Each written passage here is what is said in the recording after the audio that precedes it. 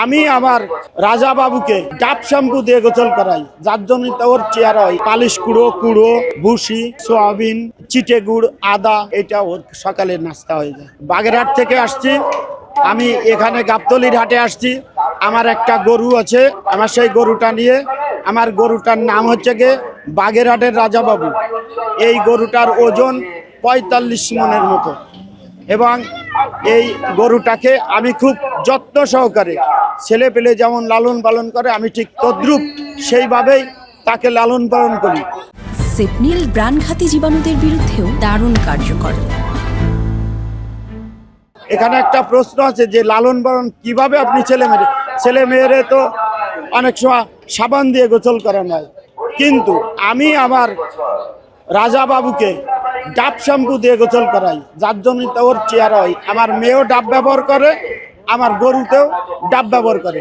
আমি আমার সন্তানকে নিয়ে ছোট থাকতে ঘুমাইছি, আমি আমার গরুরে নিয়ে রাত্রে ঘুমাই এবং দিনে মানে দুপুরে গরমের সময় আমি ওর পাশে শুয়ে থাকি। এটার দাম আমি এখন 30 লাখের আশা করছি। যদি কোনো ক্রেতা আমার এই গরুটা ক্রয়ের জন্য আমার কাছে আসে, দেখা যাচ্ছে তার আলোচনা সাপেক্ষে তার আলোচনা করার সুযোগ আছে। এই গরু যদি বিক্রি করতে না পারেন সেক্ষেত্রে কি হবে? তাতে আমি একটু ক্ষতিগ্রস্ত অবশ্যই হব। যেমন এর প্রতিদিন 1200 থেকে 1500 টাকা খরচ হয়, মাসে 40 থেকে 45,000 টাকা খরচ হয়। 3 বেলায় সকালের নাস্তা ওরকে খাওয়ানো হয় হচ্ছে গিয়ে খুদিন নাস্তা, এর ভিতর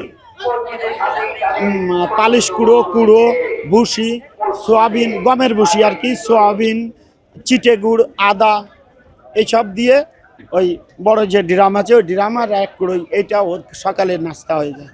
তারপরে দুপুরবেলায় ওকে গোসলের পরে ওরে ওই আপনার ঘাস, কাটা ঘাস, তারপরে আছে হচ্ছে গিয়ে কুটা খড় আর কি, এটা মিশিয়ে তাকে দেওয়া হয়। আবার এটা চলে 4টের পরে আবার খাবার দিতে হয়, কারণ ও খাবে এবং যেটুক খাবে সেটুক তো আবার জাগরণ করবে। ও যদি জাগর না কাটে তাহলে আমি খাওয়াই করবো, কেউ পেট খারাপ হবে। এরপরে সন্ধ্যার সময় আবার, তারপরে রাত 10টায় আবার শোয়ার সময় দিই, আবার ঘুমেতে 1 ঘুম দিয়ে উঠে আবারও খেতে দিই। মানে ও রাত্রে 3 বার খেতে দিতে হয়।